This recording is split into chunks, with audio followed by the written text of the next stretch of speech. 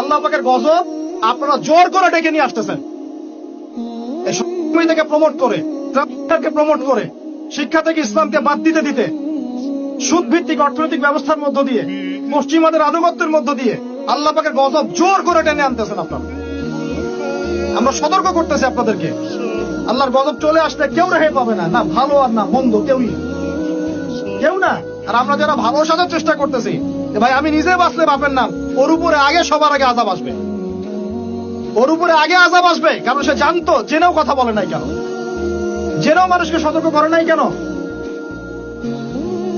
আমি কথাগুলো খুব থেকে বলতেছি, কারণ এগুলো দেখতে দেখতে দেখতে দেখতে আর সহ্য করতে পারতেছি। একটু স্বচ্ছ সোজা কথা বলো, যাতে মানুষ, আমার ভাই আপনারা সত্য মিথ্যা চিনে নিতে পারে। যখন উম্মতের উপর যখন কোনো পরীক্ষা আসে, ভালো করে বোঝেন, উম্মার উপর যখন কোনো পরীক্ষা আসে, যখন আপদ বিপদ বিপর্যয় আসে, ওই সময় আপনি চিনতে পারবেন কে প্রকৃত কাফের, কে জালেম, কে মুনাফিক, আর কে প্রকৃত মুমিন। আপনি পৃথিবী থেকে চলে গেলে রব্বির হামহুমা কামা রাব্বায়ানি সগীরাও বিশুদ্ধ করে পড়তে পারবে কিনা সন্দেহ আছে। দোয়া করে রব্বির হামহুমা কামা রাব্বায়ানি সাগীরা, একটা বাক্যের মধ্যেই 5টা-6টা বলবো। বলে রাব্বির হামহুমা কামা রাব্বায়ানি সাগীরা, এভাবে বলে আপনার ছেলে। ব্যর্থ পিতা আপনি, একজন ব্যর্থ পিতা, একজন ব্যর্থ মা।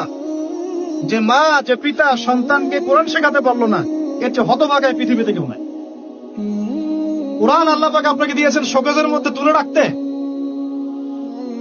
বাবা মারা গেলে 3 দিনের দিন বের করবেন, 40 দিনের দিন বের করবেন, আর বছরটির দিন বের করবেন। ওই দিন হুজুরকে খুঁজবেন, হুজুর আসেন জানাজা পড়াই দিয়ে যান। অন্য সময় দাড়ি টুপি পাগড়ি জুব্বা দেখলে ভয় আতঙ্কে বাড়ি ভাড়া পর্যন্ত দেন না। হুজুরকে দরকার হয় কখন?